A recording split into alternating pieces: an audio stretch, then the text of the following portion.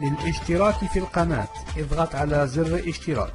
للتوصل بالجديد اضغط على زر الجرس. وإذا أعجبك هذا الفيديو اضغط على إعجاب. علم من مصادر في سفارة المغرب بباريس أن تعليمات جاءت من الرباط بإعفاء القنصلة المغربية في أورلي بضواحي باريس على خلفية معاملتها غير الإنسانية مع خادمتها المغربية التي وصل بها الأمر إلى أن هددت بالانتحار إذا لم تحضر الشرطة الفرنسية لتخليصها من سعادة القنصلة التي كانت تحتجزها في البيت.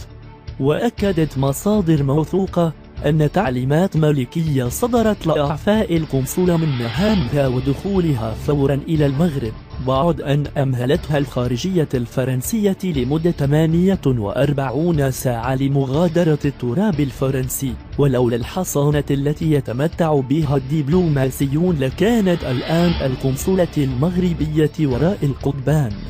ويرجع الفضل في تحرير الخادمة إلى فيديو صوره أحد الجيران الفرنسيين للخادمة وهي تستغيث من سوء المعاملة التي تلقتها من مشغلتها، وهو ما دفع الشرطة للتدخل وحمل الملك على إقالة القنصلة من مهامها وإدخالها فورا إلى المغرب. ولا يستبعد أن تتابع أمام القضاء في المغرب على خلفية اتهامها باحتجاز خادمتها في فرنسا وإساءة معاملتها.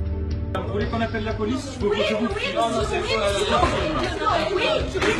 voulez la police, madame? Oui, madame, si. Vous êtes retenue ici? Si.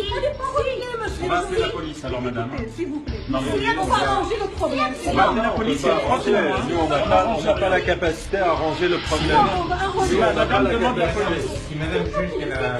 Non, non, non, écoutez. Madame demande la police. On appelle la police. On n'arrange rien, madame. On appelle la police. On est en France ici. Madame, laissez-la parler. Vous voulez voir la police? Vous êtes sûr? Non, écoutez. Qui dit non là? Monsieur ou madame, on va arranger le problème, je vous en supplie. Non, non, on n'arrange rien. On n'arrange rien. On les appelle tout de suite, madame. Là, on a suffisamment.